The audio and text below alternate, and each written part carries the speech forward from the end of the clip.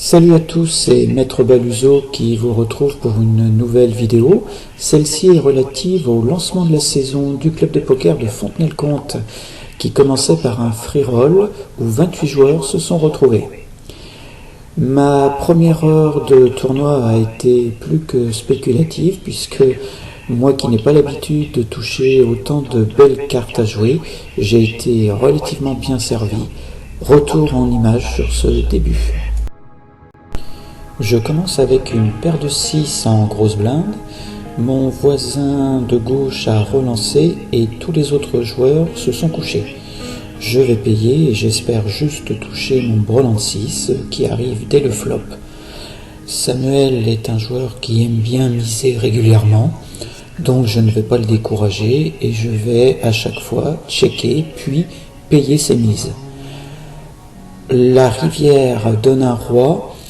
Il mise là encore assez fortement. Bon, je ne suis battu que s'il a en main la paire de rois. Je n'y crois pas trop. Je vais le relancer à 1300, sachant qu'il n'aime pas lâcher ses mains. Finalement, il va payer et il jettera ses cartes en voyant mon brelan. On poursuit avec une paire de rois que j'ai relancée à 250 et 3 de mes adversaires vont me payer. Donc à 4 sur le coup, ça commence à faire beaucoup. J'espère que le flop va être favorable. Il ne présente a priori pas trop de danger. Je vais donc miser et un seul joueur va poursuivre. C'est toujours Samuel. Sur la turn, je continue. Il paye encore. Et à la rivière, la doublette du 9 me fait relativement peur. Je ne vais pas prendre de risque. Je check lui également. Il jettera finalement sa main. À la première pause, mon stack a considérablement augmenté. C'est donc tout bon, d'autant que la chance m'a souri dans pas mal de situations où j'étais plutôt mal embarqué. Jugez-en par vous-même. Mon as-valet est certainement suffisant pour coller le tapis du joueur placé en siège 5. Mais j'hésite un petit peu car peut-être qu'il serait préférable de faire moi-même tapis de manière à isoler uniquement ce joueur-là. D'autant que derrière moi, il y a des joueurs relativement dangereux, dont Julien au siège 2, dont je me méfie un petit peu. Je décide juste de payer, de coller, et bien sûr, Julien va me relancer de 4000 jetons. Je le sais tout à fait capable de faire ça avec une main inférieure à la mienne. Je décide de faire tapis et malheureusement il avait As-Dame. Je suis largement dominé, mais je vais toucher un valet sur le board et je vais donc éliminer les deux joueurs. Chanceux.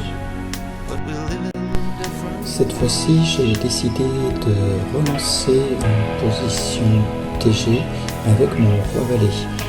Je ne souhaite pas forcément être payé, mais mon voisin de gauche va me suivre. Le flop me donne uniquement un tirage quinte par le ventre, c'est-à-dire avec un 10. Je n'ai pas plus trop le choix, je fais tapis en espérant qu'il n'ait pas de dame. Bon, il me paye aussitôt, j'en ai donc déduit qu'il avait effectivement une dame. Voilà, il me faut un 10, un roi ou éventuellement 2 valets pour me sauver.